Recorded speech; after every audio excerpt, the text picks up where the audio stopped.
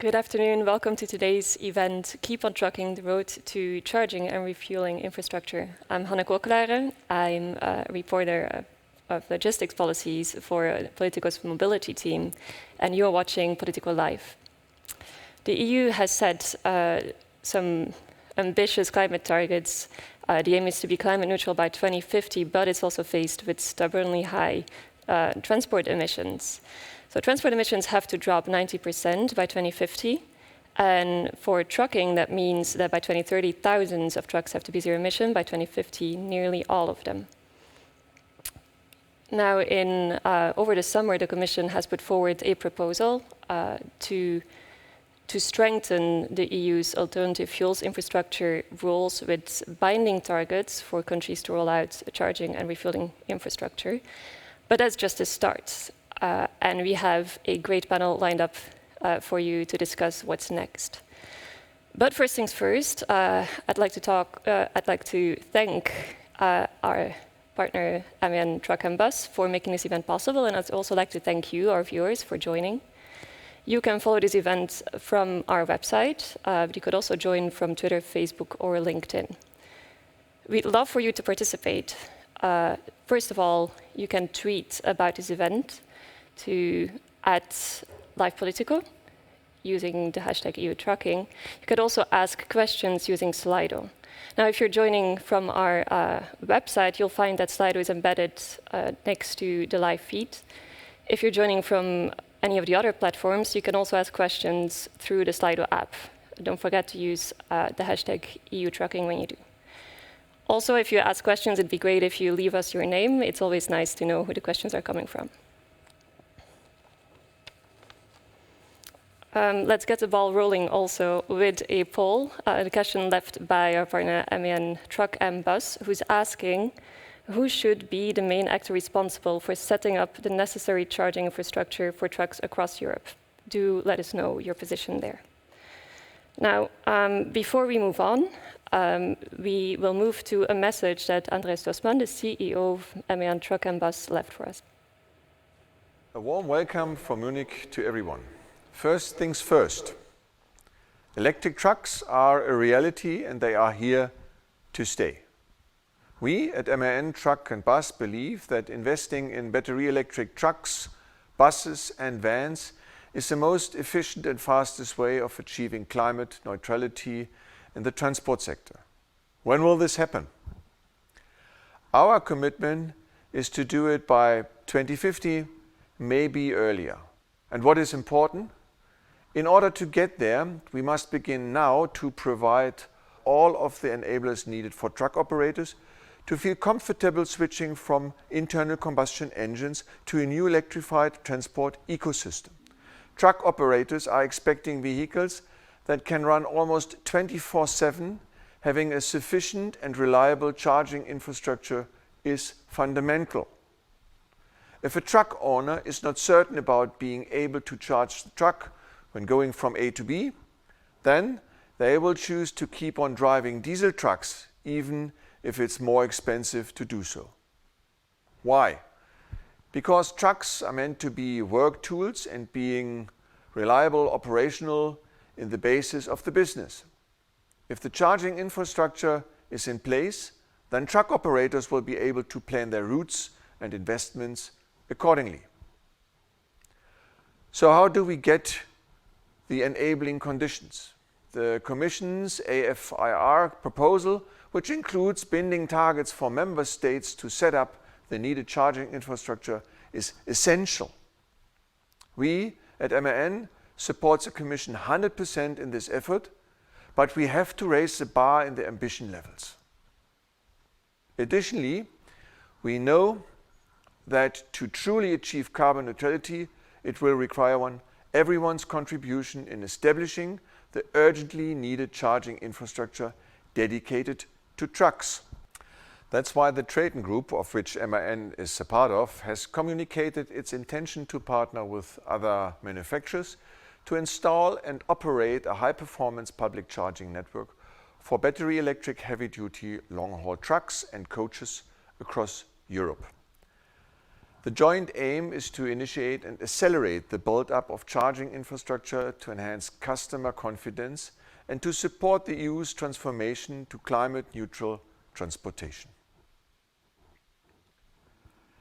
Beginning in 2022, the involved parties intend to invest together 500 million euros to install and operate at least 1,700 high-performance green energy charging points close to highways, as well as at logistic and destination points, all of this within 5 years from the establishment of the planned joint venture. But this will not be sufficient. Considering that there are currently almost no dedicated truck charging stations in Europe, there is simply no time to waste in beginning to setting up of this infrastructure.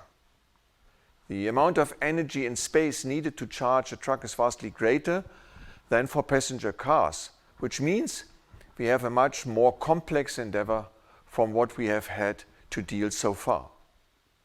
Do I think we can get there? Certainly. The common goal now is to find the best way of working together so that goods and people can move in a clean, safe and reliable manner, and we need to do this fast. With no time to waste, we call on EU policy makers, national governments, energy providers and industry alike to each give its contribution in setting up the urgently needed charging infrastructure for electric trucks in Europe. I wish you a great event.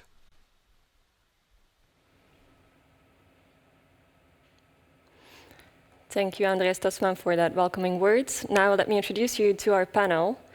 Unfortunately, Commissioner Valean could not be with us today, but we have the pleasure to welcome her head of cabinet, Goetz, in her stead. Next up, we have Johan Peeters, the Vice President for E-Mobility Solutions at ABB. There's Todts, the Executive Director for Transport and Environment. And then there's Zile, a member of the European Parliament for Latvia and the coordinator for the European Conservatives and Reformists in the Transport Committee. Welcome all. Thank you. I'd like to start this debate with a question that Mr. Tasman already raised in his video. He said that having a sufficient and reliable charging infrastructure is fundamental as Europe moves to a zero-emission trucking fleet. Basically, charging infrastructure is the bottleneck as the EU moves towards zero-emission fleet. So I want to ask you, all of you, what you would consider the main bottleneck for the EU to move towards a zero-emission fleet. What is the missing link here? Johan, what would you say? Okay. Well, it's always the chicken and the egg, as I hear, but I believe the infrastructure we see it for cars right now is in place. It's running, in my opinion, very well with the different suppliers there, and I don't believe that infrastructure will in the end be the bottleneck.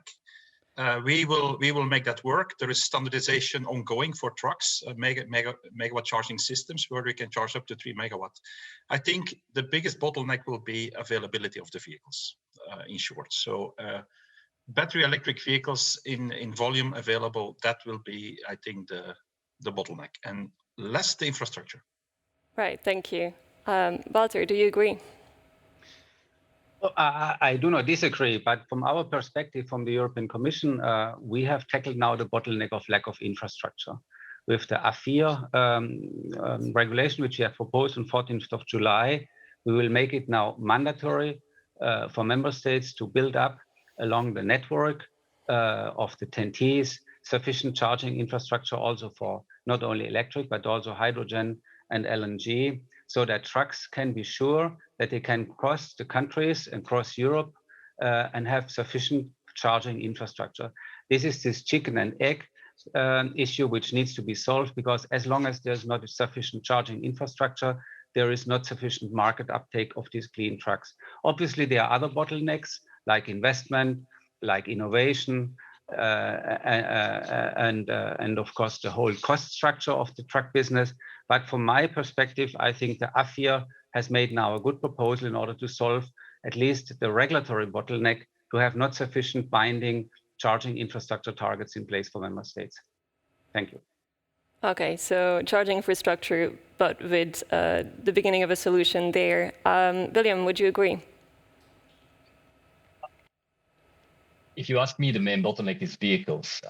CEO of MAN said electric trucks are a reality. I think that is true if you look at very small volumes. We don't have mass manufacturing of good, medium, and long haul electric trucks or zero emission trucks. And I think that's the biggest problem we have today. If you're a haulier and you want to switch to battery electric, even if you are doing just return to base operations, you can't currently do that because you can't buy those vehicles. And we need to move to a situation where we have good and affordable supply. And that is the other side of the coin of the AFIR regulation. We need CO2 standards that require manufacturers to live up to their promises. So I would say first bottleneck, vehicles, and the charging infrastructure needs to be there, but it will follow the vehicles. Okay, thank you. And Robert Zile, last but not least, what would you say is the main bottleneck for the EU to green its trucking fleet? No, I think always if we are looking at a particular proposal coming from the Commission and all the debate, then we have to look, the devil is almost always in the details. And so I think from the composition point of view, I would say that it's the most important is if heavy duty vehicles will move for electric and hydrogen and other alternative fuels, that means it should be market driven. And European Union is not the same everywhere. It's between Netherlands and Germany and Belgium. There are many other countries like in my area in Baltic states with a totally different issues on this for the creation of this infrastructure. But I think we can go to this more deeply in the next rounds of debate. Right. So the diversity in Europe as a bottleneck there put forward by Roberts. Let's take a step back. In July, the Commission put forward its proposal to rethink alternative fuels infrastructure rules. Walter, could you quickly walk us through what the proposal entails? What are the highlights of that proposal? Well, the AFIR is, of course, not only about heavy trucks, it's also about the light duty vehicles, private cars. What we have now in this regulation proposed is to have binding targets. For cars, we have distance-based and fleet-based, and for heavy trucks, we have distance-based targets, so that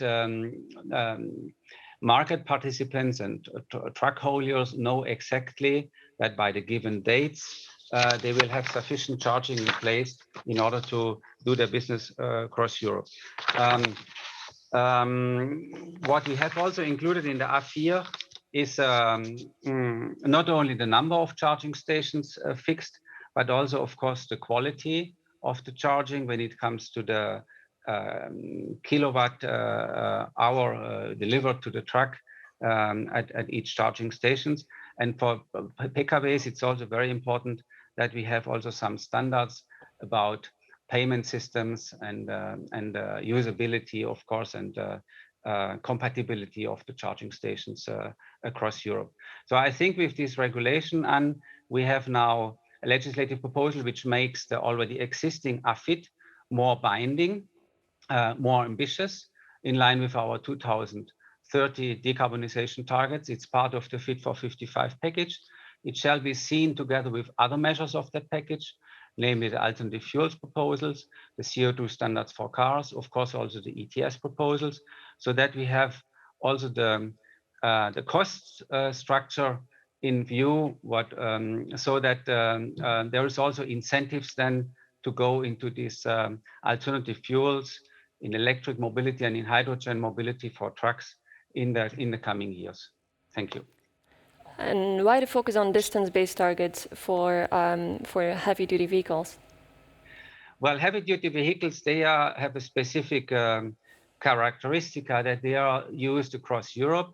Obviously, it's a business, and they are not there to drive around for pleasure.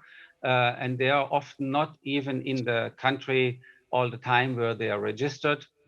It's a cross-European business.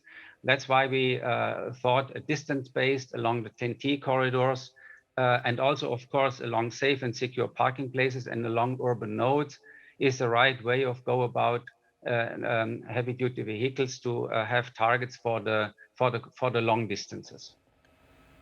Okay, thank you. Now we've had some months to digest the proposal. I'd like to ask you, William, do you agree with that approach? Are targets high enough? I think fundamentally we are very happy with the Commission proposal, because for the first time the Commission recognizes that the future of trucking is going to be zero emission, and the targets that they set out they're binding, they're in the form of a regulation, and they are timely. We have targets for 2025 for battery electric trucks, and all of those things are good things. Those are things that we asked for together, actually, with a broad coalition, including TNE, together with the truck manufacturers, which was a first. So we are generally quite happy about the direction the Commission is taking.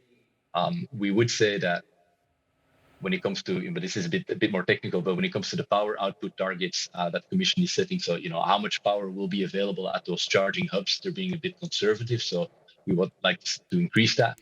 And I think we're also concerned that the Commission is being overly aggressive on hydrogen refueling infrastructure, and that this is, if you look at where the market is likely to go, the majority of the announcements that we see are about battery electric trucks, certainly for the next couple of years.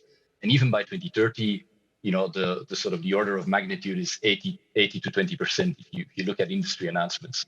So, we think they're being too aggressive on hydrogen, and that could create a lot of, unnecessary cost for governments. So we would like to, tone those targets down a little bit, but still give hydrogen a good chance. Okay, thank you. We'll definitely get back to that point later. Johan, I wanted to ask you the same thing. Do you agree with the approach of setting binding targets for refueling, recharging infrastructure? Of course, having binding targets is always good, right? So it moves the market. So if I look to the document, and I have to agree with William here, is that from a technology point of view, first of all, the targets with power is 350 kilowatt today. That will not be enough for e-trucks. And I like to stress again that there is now a new standard upcoming, which will be a global standard. It's called MCS, megawatt charging system.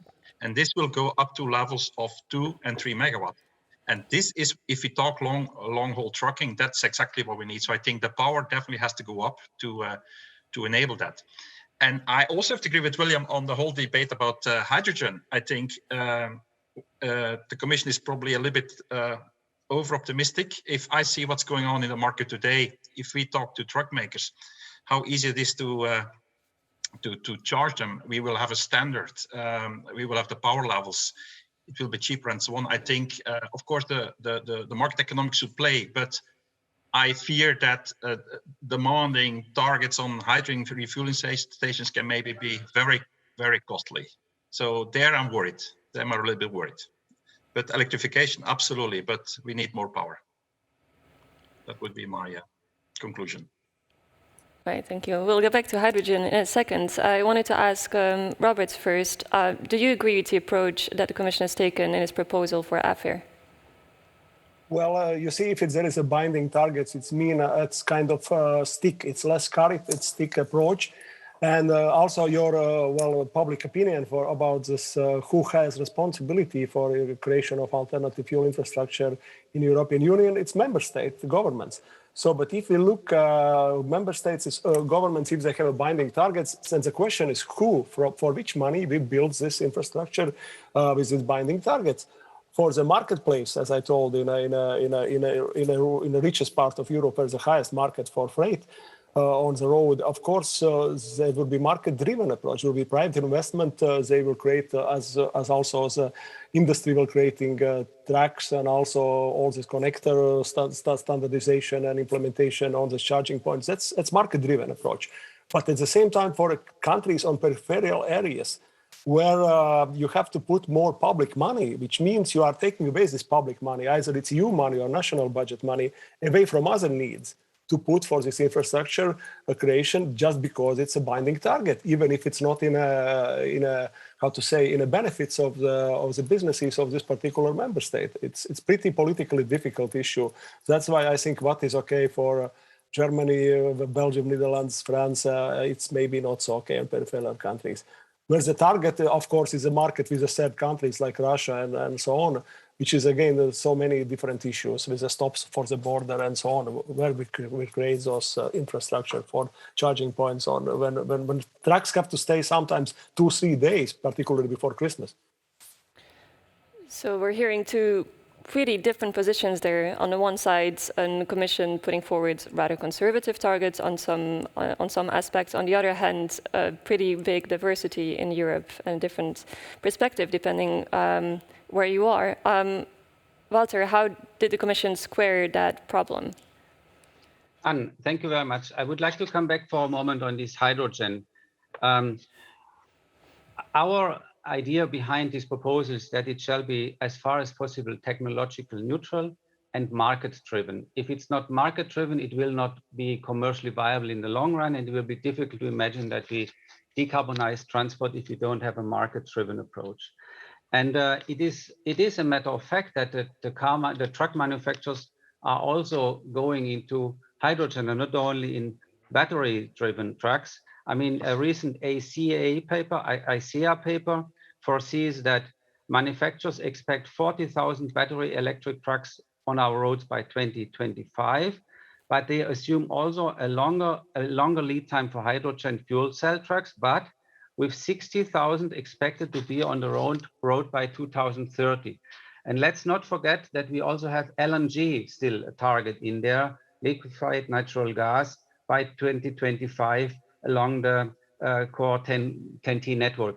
So I think the technological neutrality aspect was important for us here, that we provide then also infrastructure, charging infrastructure for those technologies.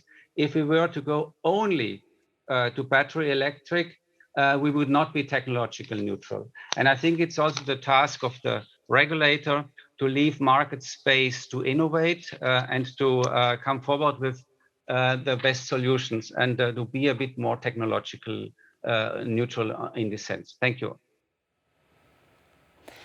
Well, let's come back to the AFIR proposal a little bit later. Let's first go to William. Do you agree on what Walter just said on hydrogen? Is there a need for these kinds of targets, for a technology neutral approach in this proposal? I think actually the question is not so much whether you believe in technology neutrality here, because I do believe that for trucks we need to keep our options open. We do not know precisely what is going to happen in the next 5 to 10 or 15 years. So we want to give fuel cell trucks a decent opportunity, and that requires charging. Now, does that mean that you need to start building hydrogen refueling stations on the entire core and comprehensive 10T network by 2030? Based on commitments that are 9 years down the line?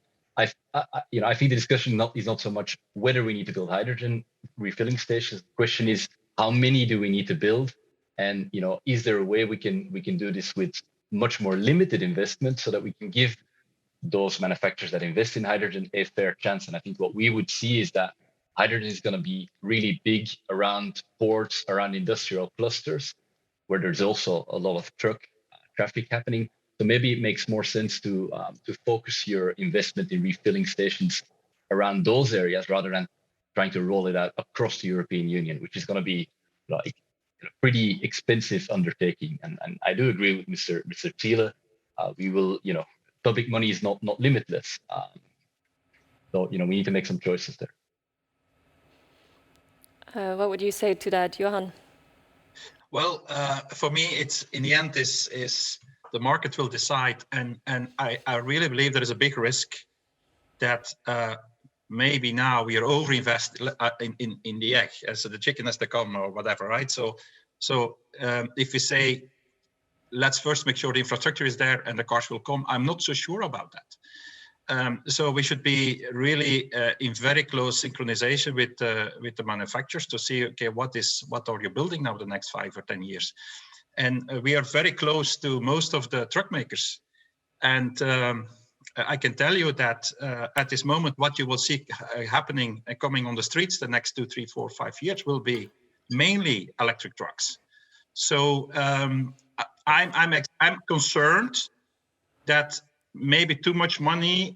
Of course, if hydrogen will make it, fine and great, no problem there. But I'm concerned that we are saying let's solve the chicken and the egg problem by getting technology in place, which could maybe be some overinvestment. So let's be extremely careful there, because my feeling is that what we see is that things pointing in a little bit different direction. So the decision is happening already right now.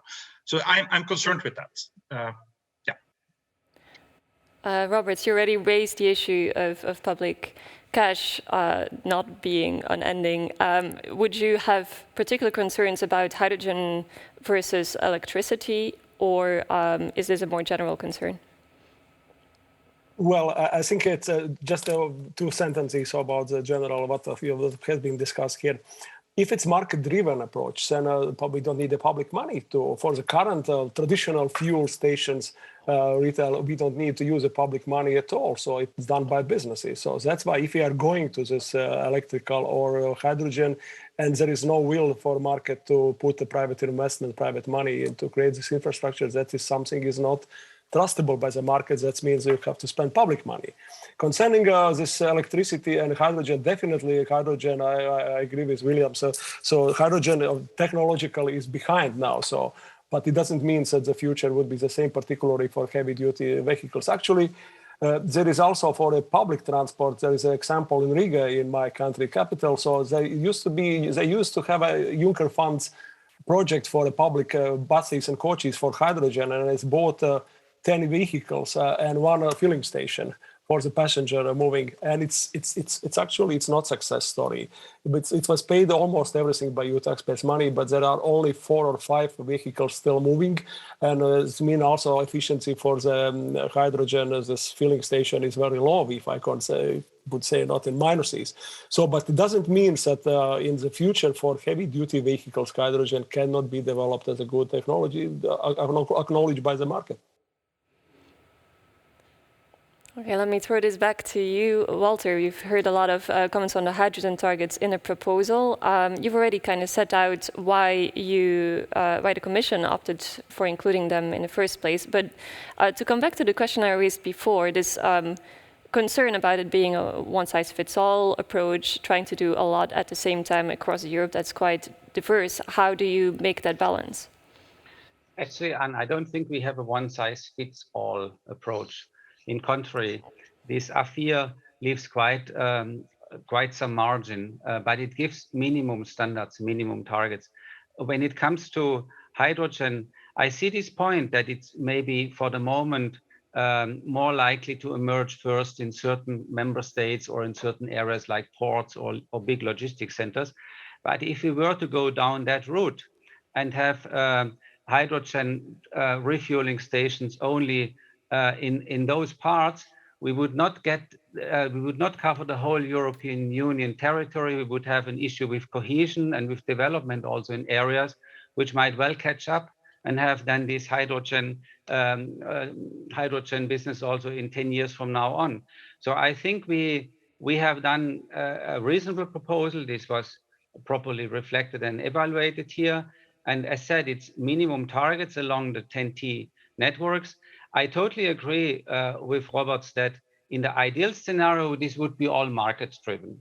In the ideal scenario, we would not need an AFIR at all. And the new charging infrastructure, the new trucks would emerge in the market. But then they would need to be cheaper than the regular diesel car because the diesel truck, otherwise companies just continue to run the diesel truck. As we have massive investments here, we need also clear targets, reliable targets. And I think there should be the option for a hydrogen truck to reach potentially also every destination in the whole European Union if it has to be attractive for companies to invest in. Maybe one word, or we lead to that and in a moment, it's not only about public money. Of course, we have huge financial tools at the EU side with the Connecting Europe facility and the Recovery and Resilience Fund, but all of those can only be complementary to private investors which are needed in order to go in this business, companies who are ready to buy the trucks and companies who are ready to install and run the charging infrastructure. This has to be commercially viable in the private market or it will not happen in the long run. Thank you. Thank you, and we touched nicely upon the question that we launched early in the debate, the poll the question asked by MEN Truck and Bus. So who is really responsible for installing this infrastructure? It also raises a question that one of our viewers, Bert, asked. He asks, is there a commercial business around recharging refueling stations thinkable? So let me throw a question to Johan. Is there a commercial, is there a business case for this? And from that perspective, who is really responsible? Okay, so I think as we can take the charging infrastructure for, let's say, electric cars. And you see that, yes, there was some help from the European Commission, but today, most of the investments are private money. So it's even in the Netherlands, for instance, there is, you can go to a charging site and you have Shell doing that, and then 50 meters you have Total, and then you have Fastnet. So where there's even in these particular cases too much. So what you see is that there are big groups investing in charging infrastructure, being it the petrol industry, and they now want to be seen as energy companies. Then we see the car OEMs. A good example is Ionity in Europe, and that got some funding from the European Commission. So which is basically mostly funded by the OEMs.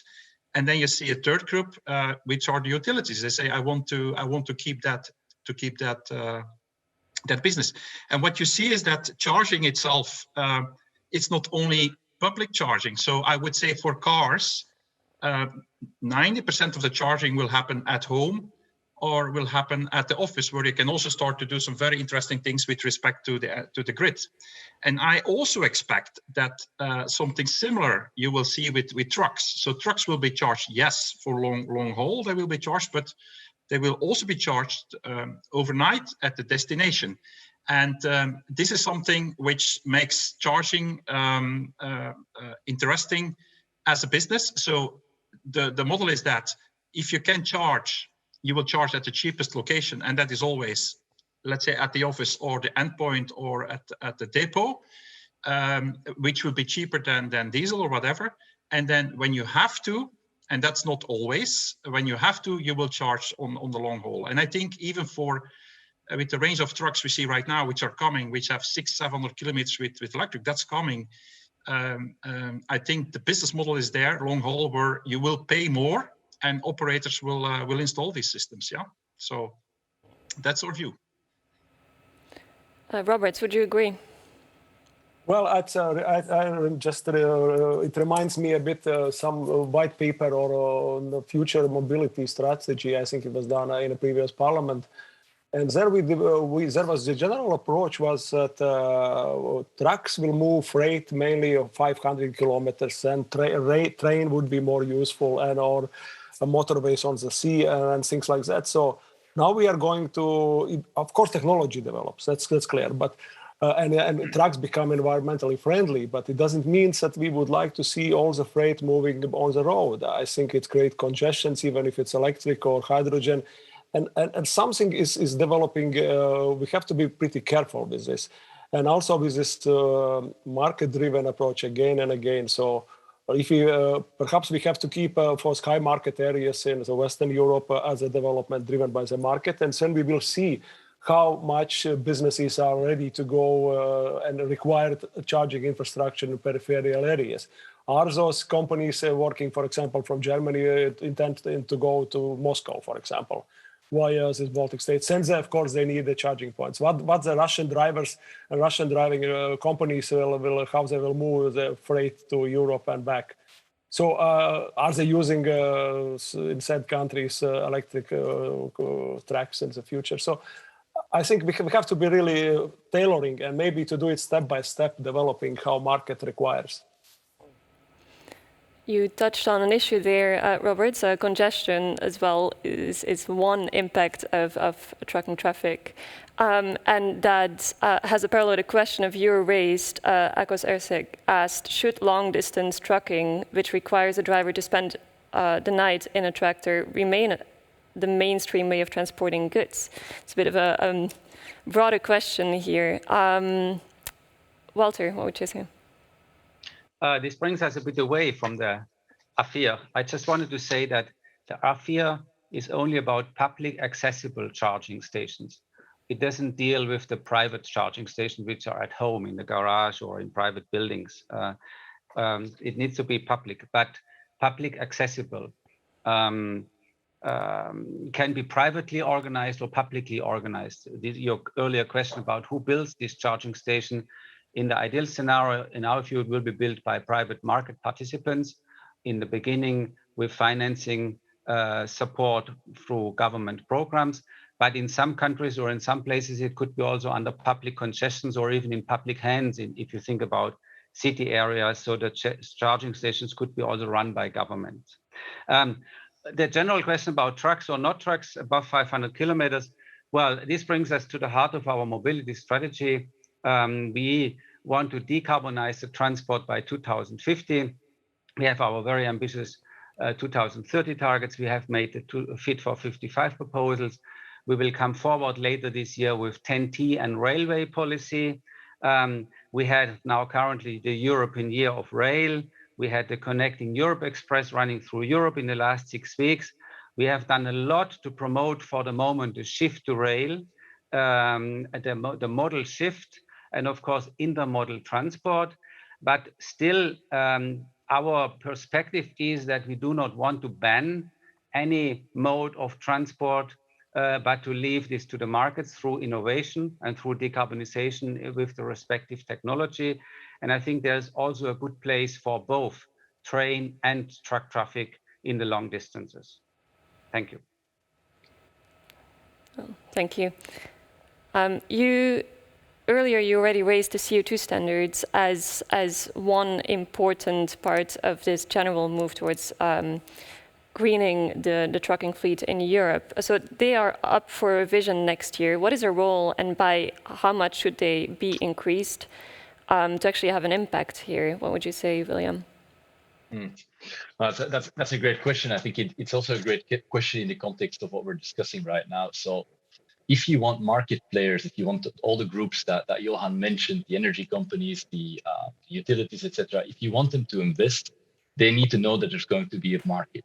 And they will know that there is going to be a market if vehicle manufacturers, if truck makers are committing, not just in the press, but on paper, in law, to supplying those vehicles to the market. That's exactly what we're seeing for cars right now. Car makers are bringing electric cars to the market. Consumers are very interested in those vehicles, and charging providers are, entering the space and supplying those people with the charging they need. That's exactly the dynamic we will need for trucks. Now, if you look at the car CO2 proposal, the Commission has done two things. They have significantly increased the ambition level of the 2030 goal, and they have set an end point for where 2035 only zero-emission vehicle sales. And I think we need to do something very similar for heavy-duty vehicles. And what always strikes me about the trucking sector is that I think the public debate around trucks is often behind the technology and the industry. If you look at the targets that the Commission is setting for battery electric charging, if you look at the things they're assuming in terms of battery electric truck sales in the next 5 to 10 years, it's all pretty conservative. If you then look at what truck makers are announcing, it's actually pretty big. So we think we could go to around 50-60% zero-emission truck sales by 2030, and we think we could actually achieve 100% zero-emission truck sales by 2035. Sorry, and I would just want to end by explaining why we believe that is the case. Fundamentally, trucking is a TCO business, and truckers currently spend vast amounts of money on diesel, which is expensive. We import it from the Russians and from the Middle East. We have a chance to move to a system which is electricity based, which actually from a TCO point of view is going to be better than a diesel system. And so we believe that once you provide the vehicles, once you provide the infrastructure, actually this can go super fast. So trucks are a bit behind cars right now, but we think we can make them catch up. And that's also what we need to do for the climate, obviously. So 100% by 2035. Would you agree with that, Walter? And your question was about CO2 standards for heavy-duty vehicles, right? And not Indeed. for cars. Not for cars. Because For cars, we have the Fit for 55 proposal. The heavy-duty vehicles CO2 emission standards will be revised next year. That's not directly in our hands, as you might know. It's different services in charge of that. And I do not want to predict here what we don't know. I mean, I assume the impact assessment is ongoing. The proposal will come next year. But it is clear, and it's part of our mobility strategy, which we have adopted last December, that we will need a mix and a basket of measures for the truck business to be decarbonized, and setting more ambitious CO2 emission performance standards for trucks is part of the game. So a proposal is announced, and we are planning to revise these standards next year. Thank you. Thank you. Let's go to a question from our audience. Tudi Bernier, I'm sorry if I mispronounced your name, asks what the role of alternative fuels, hydrogen, but also EU fuels, could be in cutting down road transport emissions. What would you say to that, Johan? Well, if you talk about biofuels as an example, I think unless you have waste, then you can turn that waste into something. Maybe it makes sense, but biofuels, using them, I don't see the point to do that. It's super inefficient and so on. So no, I don't see why we should continue doing biofuels. It would keep ICE cars on the road. So let's move at least for zero emission completely. And okay, the debate about hydrogen electricity we can have. But what I also would like to add is on the success of these things. Look to Norway. Yeah, in Norway, instead of punishing EVs or tax them similar, what they did, they gave them advantages in a positive way. And today, 70% of new car sales in Norway is pure electric. We could do something similar for trucks. So I understand that diesel is in some way subsidized for trucks or less taxed. Why don't we make sure that, for instance, if there's road tolling or something, that e-trucks, they don't have to pay? Or I mean, this is the way we should subsidize or promote these vehicles. So biofuels, I think it's completely the wrong thing to do. Absolutely wrong. Roberts, would you agree? You see, it's again, the beauty of Europe is in diversity. So, and there are, of course, countries with low inhabitants and with a lot of land where you can make biofuels, and it's additional income. So for people living there in those countries and receiving resources, I think I fully understand the businesses would like to exclude everything what could create some competition for electric battery heavy duty vehicles. But I think we have to understand also from what is the energy mix of member states currently. We see this winter what's going on because gas-driven things. So it shows that electricity would be mainly produced from gas in very many member states in the nearest decade. So is it really not fossil fuel to create this electricity for that heavy-duty vehicles and so on?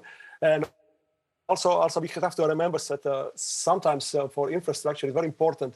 If I made an example, in the low-density populated areas with a low GDP per capita, there would be more public money spent because it's not a market interest to go there to put money in low return on investment infrastructure, create a low investment infrastructure.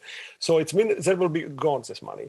At the same countries, sometimes there is a high demand to create wind power energy, which actually will belong not for companies from these countries like it was done when Denmark started the wind energy project.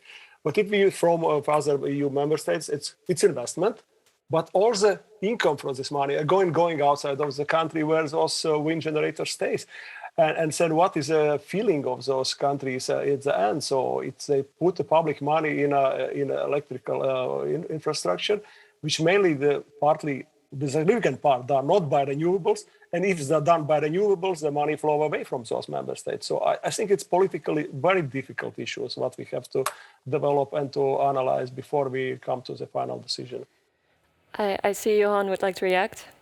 Yeah, absolutely. I think this is where a subsidy can go completely wrong. So we say, well, member states, we have people, and let's build them biocrops. This is exactly the wrong thing to do, because in the end, you should look to pure economics. Is this from an economical point of view? If it's not subsidized, does it make sense? And if you do the math, you will find out, and you can talk with the experts. If you do the math, you will figure out that this is simply not from a TCO point of view, completely wrong. And I'm very afraid that because of those maybe special interests here, that we take the wrong decisions. I'm very afraid about these things. So, okay, it's a discussion about these different technologies, but let's be careful that we don't over-subsidize technologies like it was done in the past with biofuels. With the wrong things, we spend a lot of money in Europe, which was wasted. So let's be careful there. Walter, would you say that concern is justified? Well, I would say that our AFIR is not dealing specifically with biofuels. I mean, biofuels for truck would come through the regular gas stations in a blending there, which is, I think, partly the case. But we have to take into account, on the one hand, I mean, I was pledging for technological neutrality. So if markets would go for this, we would not, it also leads to decarbonization. So why would be against?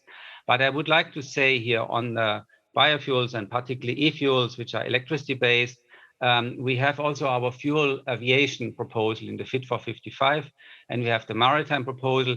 And there are transport sectors which are far more difficult to decarbonize than the truck driving business, namely aviation. And it's so difficult to get the market uptake for those kerosene fuels that there is also some merit in concentrating on more the low-hanging fruit per sector. And I think our AFIR takes this into account, that in our case for truck, we are more on hydrogen and of course battery electric, LNG in the transition. Whereas I think these biofuels and e-fuels, as they were said, there's also some caveats out there from the biological side. They are, when it comes to for aviation, we need them. So we go massively in the years to come for these kind of fuels more in aviation. Thank you. William, did I see that you want to react? Yeah, there's 2 points I'd like to make. The first one is that, we mentioned the situation, the energy crisis and the reliance on gas. I just want to say, thank God for all the renewables we have in our system. Otherwise, we would be even more dependent on Russian gas. And in that context, I'm really a bit incredulous that LNG infrastructure is still part of AFIR. I cannot believe that Europe really wants to increase demand for gas in the current context. I really don't understand that. I don't see the logic of that. With regards to alternative fuels, synthetic fuels, as Walter said, I think synthetic fuels are based on, if they're good, they're based on renewable electricity. So you take renewable electricity, you turn it into hydrogen, then you add CO2 and you turn it into synthetic fuels. That's a pretty inefficient process. So unless you have no other choice, why wouldn't you just put that renewable electricity straight into the truck, battery electric, or use it as hydrogen in a fuel cell? I think the idea that we should, be forcing haulage companies to buy really expensive synthetic diesel, I don't think that's a very attractive proposition, frankly. I see Walter nodding. Do you want to react?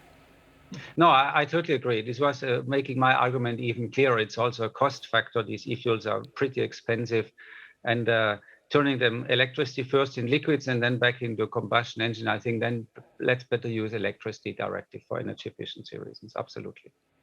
Thank you. I'd like to go to a bit of a separate topic here, because the debate on AFIR has already launched, but in the Parliament, the process of actually distributing the files is still ongoing. So, Roberts, could you maybe fill us in a little bit about what we can expect and when we can expect to know more?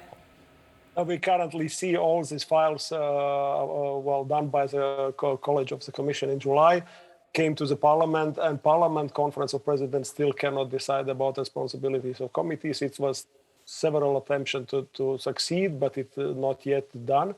And actually, what boring here, my colleagues in Transport Committee coordinators said is bigger part of this in a responsible committee is ENVI, Environment Committee. which is partly understandable, but we have a different rules in the parliament rules, which allows also other committees to put a different focus on the same dossier from a different angle. So I don't know, perhaps we will succeed next week to distribute in Transport Committee, or where our main responsibilities are for this file, what we debated today, and some two more, but we don't know well the decision of Conference of Presidents and the Parliament stopped on this Fit for 55 package.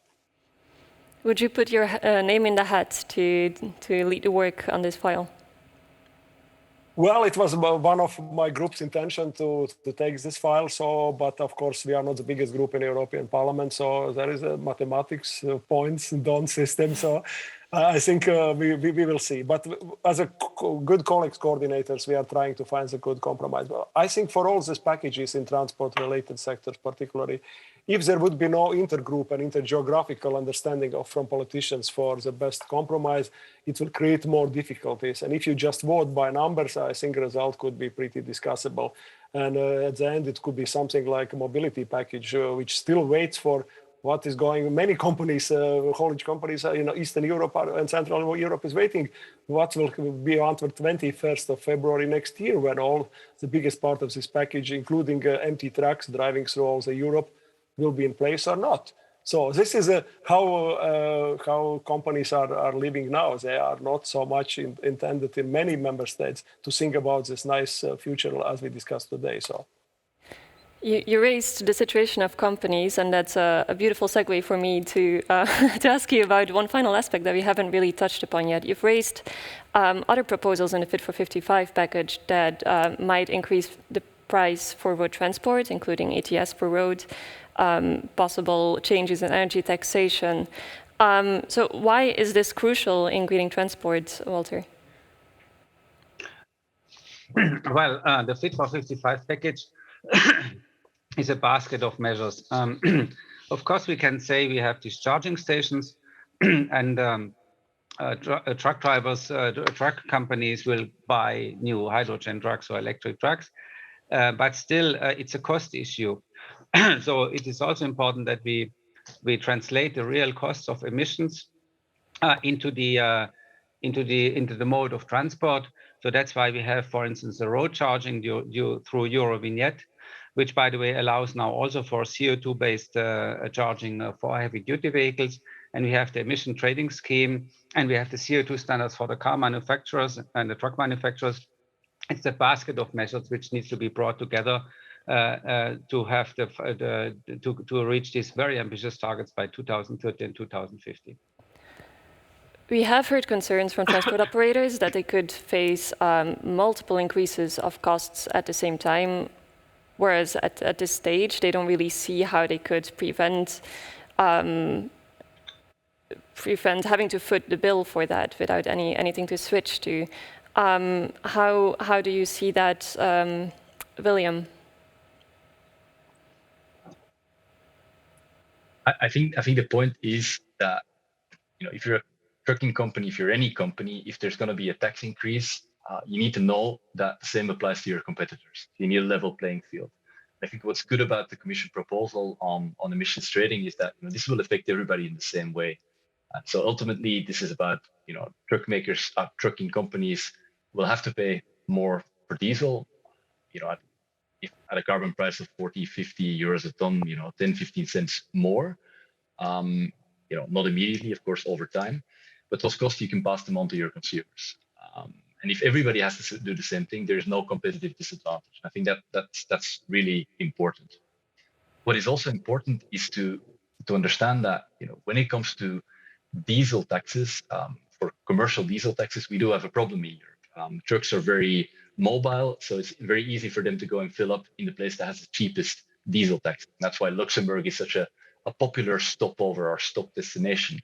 And and one of the ways to get around that is by introducing emissions trading, so that we can increase the cost of diesel gradually and over time. And I think we have some concerns about emissions trading in the past, but I think the Commission has done a lot to alleviate those concerns. I think this is a big step in the right direction. Thank you, Robert. Do you share that perspective? Yes, I think so. That's easy. I want to briefly go back to our viewers' questions. We have two questions that I can take together. They are asking how much power we really need on long-haul recharging if drivers are obliged to do regular breaks where they could partially recharge anyway. But at the same time, there is a question from Martin asking, saying that e-trucks need megawatt charging, so why is the EU proposal not addressing the charging power needed for that? So he says we talk about 900 kilowatts, not about 350. So there is this balance to strike. How do you set a target that's both necessary and feasible? How do you strike that balance, Walter? That's a very technical question when it goes into detail of these figures. I think we have made a fairly good proposal, which was also based on an impact assessment and extensive consultations here. Maybe Johan could come in also how he sees this more from the technical side. But I think our proposal is realistic and ambitious at the same time. And it's now then for co-legislator and for Robert Zile and his colleagues to take over in Parliament and of course in the Council. I don't want to comment further on the details of your figures you raised. Johan, real quick. Yeah, absolutely. So this is exactly what we did. We started 2 years ago to see if e-trucks long haul go electric. What does that? What do you need? We also took in mind how long do they have to do a stopover. I understood that is 45 minutes. Now all of those things were taken into account. So the load on the truck, the distance, and as a result, we came up with the charging interface initiative, with this megawatt charging system, which will be defined by the end of this year. And realistically, what do you need? You need more than 350 kilowatts. So realistically, if you have a long haul truck and let's say you have to make a stop, you drive from Amsterdam to, I don't know, south of Italy, and you have to make 1 or 2 stops or 3 stops, whatever, then realistically you need probably 1.5 to 2 megawatt. What I would like to stress is that our friends of Tesla, they will come with these trucks. So the same which happened with cars will come with trucks. So we will need a charging, megawatt charging, let's say 1.5 to 2 megawatts. And that will happen sooner than you think. Thank you, Johan. Roberts wants to jump in. Yeah, if I may also on this issue, what was being asked by those who are listening our debate. So this is, we don't have enough safe parking lots, parking places here in Europe. It's a long story about this. We debated in the same mobility package this issue, and it's of course it would be reasonable if enough capacity charging points would be in those safe parking lots. But if they are not enough, we cannot expect these additional expenditures. For example, for public utility company, which perhaps would be interested in some areas to create charging points, but they don't want to create a safe parking lot because additional investment not so much linked with their own main businesses. And I think in some areas it would be a pretty difficult situation. And I already mentioned on the border, for example, with third countries like Russia, what I know very well, there are sometimes very long waiting where drivers are sitting in the trucks much longer than it's necessary for their rest periods. And it's kilometers, sometimes 5 kilometers or even longer lines of trucks waiting to cross a border. So, what we can do if in the future we will think about the charging, how it would be done there. So, thank you, Roberts. I'm afraid. Oh, real quick because we're running out of time.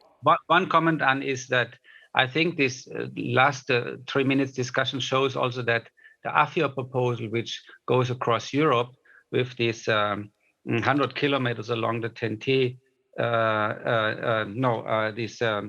60 kilometers along the 10T core network, that this is something which also makes it then more flexible if we have enough charging stations for truck drivers to have more choices for the brakes when they have the brakes and the charging in the same time.